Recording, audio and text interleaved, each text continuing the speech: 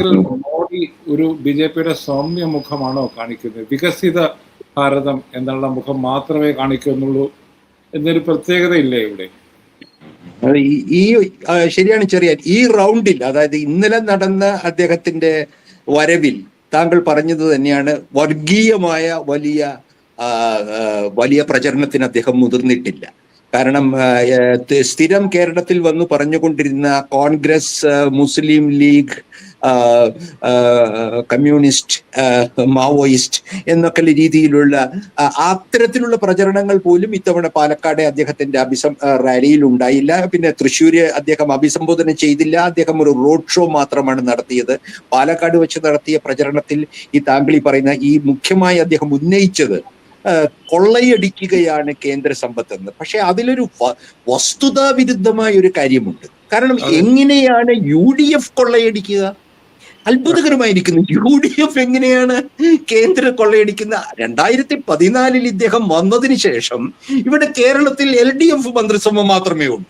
അപ്പൊ അത് തികച്ചും ഇദ്ദേഹത്തിന്റെ ഒരു നിലവാരം അദ്ദേഹം എഴുതി കൊടുക്കുന്നതാണെങ്കിൽ പോലും ഇവര് കേന്ദ്രത്തിന്റെ സ്വത്തുക്കളെല്ലാം സർക്കാരിന്റെ എല്ലാം UDF-ഉം LDF-ഉം കൊള്ളയടിച്ചു എന്ന് പറയുമ്പോൾ ഇദ്ദേഹം ചരിത്രത്തിന്റെ ഒരു ചെറിയ സമകാലിക ചരിത്രം, അതിൽ അടുത്ത കാലത്ത് അദ്ദേഹത്തിന്റെ ചരിത്രം പോലും മറന്നിട്ടുള്ള ഒരു പരമ പരിഹാസ്യമായ ഒരു ഇതായിരുന്നു അതിന്റെ കാര്യം. പിന്നെ കൊള്ളയടിക്കുന്നതിന്റെ കണക്കുകൾ ഒന്നും അദ്ദേഹം പറഞ്ഞുമില്ല. എനിക്കത് ഉറപ്പുണ്ട് ഈ രണ്ട് UDF-ഉം LDF-ഉം ഈ ദിവസങ്ങളിൽ, ഇന്ന് രാഹുൽ ഗാന്ധി, നമ്മൾ സംസാരിക്കുന്ന സമയത്ത് രാഹുൽ ഗാന്ധി അദ്ദേഹത്തിന്റെ ആദ്യത്തെ തെരഞ്ഞെടുപ്പ് പ്രചരണത്തിന് എത്തിയിരിക്കുകയാണ്. അദ്ദേഹത്തിന് സോണിയാഗാന്ധിയുടെ അസുഖം മൂലം കഴിഞ്ഞ കോഴിക്കോട്ടെ സമ്മേളനത്തിൽ പങ്കെടുക്കാൻ കഴിഞ്ഞില്ല. അപ്പൊ താങ്കൾ പറയുന്നത് പോലെ ഇവിടെ ദേശീയ രാഷ്ട്രീയം ആദ്യമായി ഇവിടെ പ്രചരണത്തിൽ വരുമ്പോൾ ശ്രീ നരേന്ദ്രമോദി ഉന്നയിക്കാൻ ശ്രമിക്കുന്നത് ഒരു സാമ്പത്തിക കാര്യങ്ങളാണ്. ഇനി അറിഞ്ഞുകൂടെ, അദ്ദേഹം 2 തവണ കൂടി വരുന്നുണ്ട്.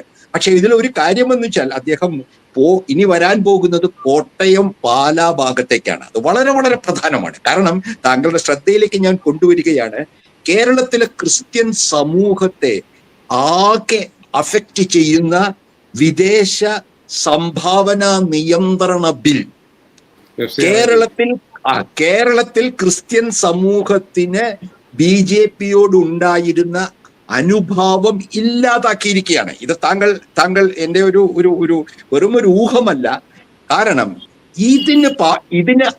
ഇത്തരമൊരു നിയമത്തിന്, അതായത് കാരുണ്യ പ്രവർത്തനത്തിന് ആഗോള സഹായമില്ല എന്ന ക്രിസ്തീയ വിരുദ്ധമായ ഈ നടപടിക്ക് ശേഷം അദ്ദേഹത്തിന് എത്ര മന്ത്രിമാരെ ക്രിസ്ത്യാനികളെ ക്യാബിനറ്റിൽ എടുത്താലും, എന്തെല്ലാം പള്ളിയിൽ പോയി പെരുന്നാളിന് കുരിശോല പിടിച്ചാലും സുരേഷ് ഗോപി, അദ്ദേഹത്തിന് ക്രിസ്ത്യൻ സമൂഹത്തിലുള്ള വോട്ട് കുത്തനെ ഇടിയാൻ പോവുകയാണ്.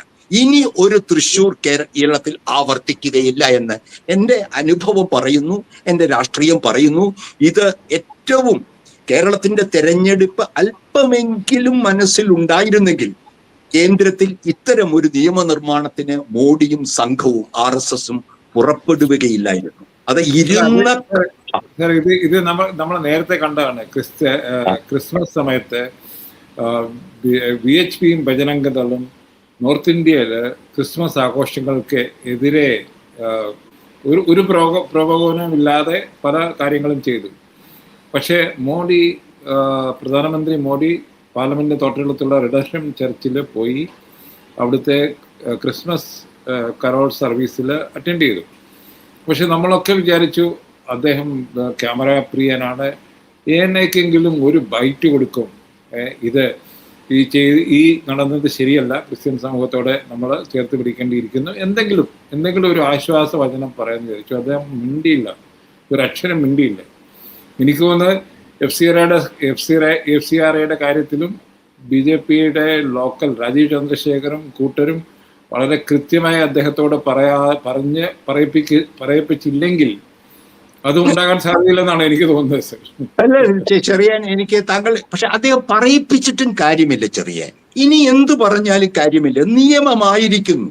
കേരളത്തിലെ പള്ളികളിൽ നിന്നുള്ള അതിന്റെ കുഞ്ഞാടുകൾക്കുള്ള സൗജന്യത്തിന്റെ കടക്കൽ കത്തിവെക്കുകയാണ്.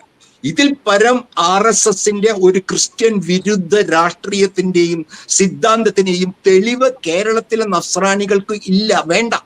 ഏത് അച്ഛൻ പറഞ്ഞാലും ഇനി അവർക്ക് ഭയവും നഷ്ടപ്പെടും. കാരണം ഇത്രയും കാലം ED റെയ്ഡും IBയും ഒക്കെ പേടിച്ചുകൊണ്ടാണ് ഈ തിരുമേനിമാർ ഇവരുടെ ഈ മോഡിയുടെ കാല് നക്കാൻ പുറപ്പെട്ടിരുന്നത്. ഇനി കേരളത്തിന്റെ യഥാർത്ഥ ജീവിതത്തിൽ ഈ RSS BJP സർക്കാർ ഏൽപ്പിച്ചിട്ടുള്ള ആഘാതം ഒരു മധ്യവർഗ സമൂഹത്തെ, കാരണം ഇവിടെ വിറകും ചാണകവും ഒന്നും വെച്ച് വീടുകളിൽ കുക്ക് ചെയ്യുന്നവരുടെ എണ്ണം കുറവാണ്.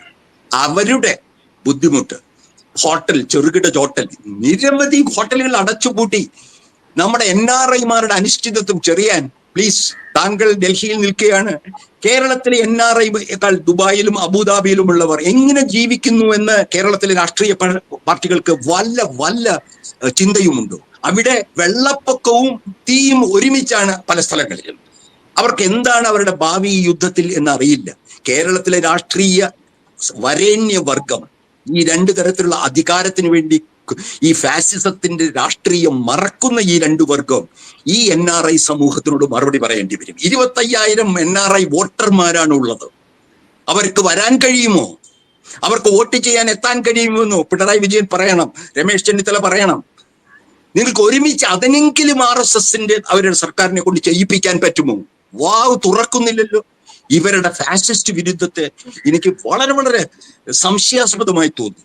ഇത്ര ഒരു കേരള ജനത ഇത്ര കഷ്ടപ്പെടുന്ന നിമിഷത്തിൽ ഡീലിന്റെയും അതും ഇതുമൊക്കെ പറഞ്ഞ് കൊള്ള ചെയ്തു കേന്ദ്രത്തെ പറ്റി എന്ന് പറഞ്ഞൊരു പ്രധാനമന്ത്രി, ഇന്ത്യയെ ഒരു സുഹൃത്തില്ലാതെ, ഇന്ത്യക്ക് ആശ്രയമില്ലാത്ത ഒരവസ്ഥയിലാക്കിയ പ്രധാനമന്ത്രി കേരളത്തിൽ വന്ന് പുഷ്പാഭിഷേകവും ഒക്കെ നടത്തുമ്പോൾ കേരളത്തിലെ ഇത്ര പാരമ്പര്യമുള്ള പ്രതിപക്ഷം വളരെ ദയനീയമാണ്. ഈ പ്രതിപക്ഷത്തിന്റെ രാഷ്ട്രീയ പാപ്പരത്വം.